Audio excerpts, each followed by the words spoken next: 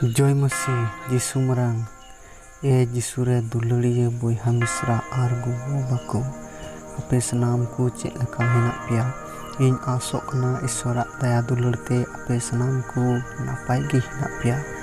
तिहिन दो साधारण ओक्ते रिया 17 रविवार रे मेना बुना तिहिना पहिल पाठ दो राजा कुआ पहिल चिट्ठी 3 रिया 5-7 खन 12 धबी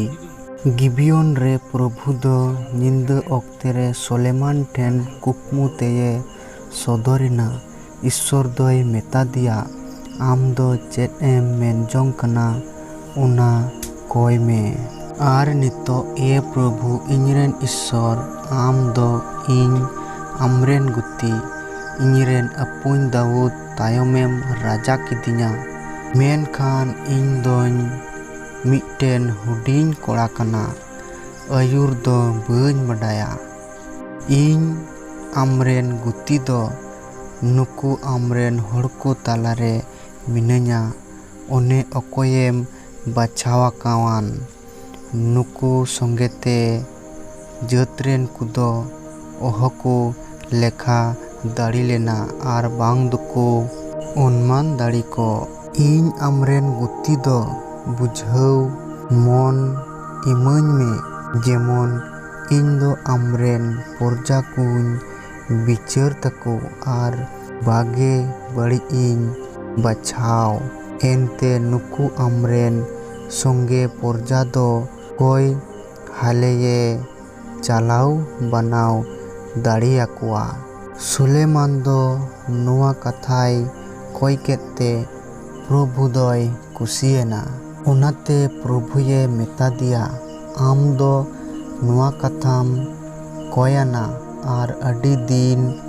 बाहा दो बाम कोयानते आर बांग दो धन दौलत आर बांग दो आमरेन बैरी कुआ जीविगिम कोयान बीच कुम आम दो बिचार छेंडव लगित बुदेम कोयाना उनाते नेल में इन दो आम निदगी अमा कथा लेकावाम कना मिट्टेन अकील आर बुदान मोनिन इमाम कना उन्हें आम लहारे दो अकोय हो बांग ताहे कान तको आर बांग दो आम तायम जहाय गे ताहेन तको दूसर पाठ दो रूमी कोठेन चिट्ठी 8 रिया 28 खय 30 धबी अबु दुबोन बडाय गया जे सनामा दो उनकुआ भलाई लगित हुयुक कना अकोय ईश्वर को दुलड़ दिकान आर उनिया मेनजोंग लेका को ओहो उचुकान नुकु दुकु उनकु कना अकोय आइरेन हपना उर्गन तुलुय मिट मुठनुआ मेनतेये बडाय लाहाकेत को आर बचाव केत को जेमन आइरेन हपन दो आयमा बोयहा को तालारे पहिल जानामी होयो उनी दो उनके बचाव लाहाकेत को उनकु दोय होहवात कोआ आर उनकुये होहवात को उनकु दोये धरम केत कोआ आर उनकुये धरम केत को उनकु दोय महिमावात कोआ मतिया भगी सोमबाद खन 13 रिया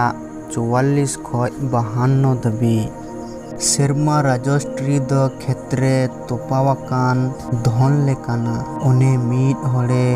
ᱧᱟᱢᱮᱫ कान आर तोपा रुवाड़ेद कान आर रस्कते चालाव कते आया सनाम सम्पत्ति अखरिñेद कान आर उना खेते किरिñ केद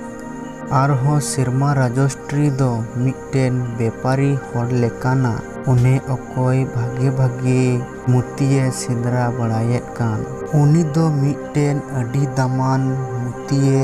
ᱧᱟᱢ केद खान सेन कते आया सनामा अखरिñेद कना आर उनाय किरिñेद कना आरहों सेरमा राजस्ट्री दो मिट्टेन और झली लेकाना उन्हें ओकाटा दो जालापुरी रे चाडू उचुकान आर आयमा रकम हाकु को ᱚᱣᱟᱨ ᱨᱟᱠᱟᱵᱚᱜ ᱠᱟᱱ, ᱚᱱᱟ ᱫᱚ ᱯᱮᱨᱮᱡ ᱞᱮᱱᱠᱷᱟᱱ ᱟᱲᱮ ᱛᱮᱠᱚ ᱚᱨ ᱨᱟᱠᱟᱵ ᱠᱟᱱᱟ ᱟᱨ ᱫᱩᱲᱩᱵ ᱠᱟᱛᱮ ᱵᱷᱟᱜᱮ ᱦᱟᱹᱠᱩ ᱫᱚ ᱞᱟᱦᱟ ᱨᱮᱠᱚ ᱵᱷᱚᱨᱟᱣ ᱡᱟᱣᱨᱟᱭᱮᱫ ᱠᱚᱣᱟ ᱟᱨ ᱵᱟᱹᱲᱤᱡ ᱦᱟᱹᱠᱩ ᱠᱚᱫᱚ ᱜᱤᱰᱤ ᱠᱟᱠᱚ ᱠᱟᱱᱟ᱾ ᱱᱚᱝᱠᱟ ᱜᱮ ᱫᱷᱟᱹᱨᱛᱤ ᱥᱮᱥᱚᱜ ᱨᱮᱦᱚᱸ ᱦᱩᱭᱩᱜᱼᱟ᱾ ᱫᱩᱛ ᱠᱚᱫᱚ ᱩᱰᱟᱹᱣ ᱦᱮᱡ ᱠᱟᱛᱮ ᱫᱷᱚᱨᱚᱢ ᱦᱚᱲ ᱠᱚ ᱢᱩᱫᱽ ᱠᱷᱚᱱ ᱵᱟᱹᱲᱤᱡ ᱦᱚᱲ ᱠᱚ ᱵᱷᱮᱜᱟᱨ ᱠᱚᱣᱟ ᱟᱨ ᱩᱱᱠᱩ ᱫᱚ ᱥᱮᱸᱜᱮᱞ ᱠᱷᱩᱱ reko ᱠᱷᱟᱫᱽᱞᱮ ᱜᱤᱰᱤ ᱠᱟᱠᱚᱣᱟ᱾ ᱚᱱᱮ ᱚᱠᱟ ᱨᱮᱫᱚ ᱨᱟᱨᱟᱜ ᱟᱨ ᱛᱚ ᱜᱚᱡ ᱰᱟᱴᱟᱭ ᱦᱩᱭᱩᱜ᱾ ᱪᱮᱫ ᱱᱚᱣᱟ ᱠᱚ ᱥᱟᱱᱟᱢ ᱫᱚᱯᱮ ᱵᱩᱡᱷᱟᱹᱣ ᱠᱮᱫᱟ? ᱩᱱᱠᱩ ᱠᱚᱠᱚ ᱢᱮᱛᱟ ᱫᱮᱭᱟ, ᱦᱮᱸ᱾ ᱟᱫᱚ ᱩᱱᱤᱭᱮ ᱢᱮᱛᱟᱜ ᱠᱚᱣᱟ,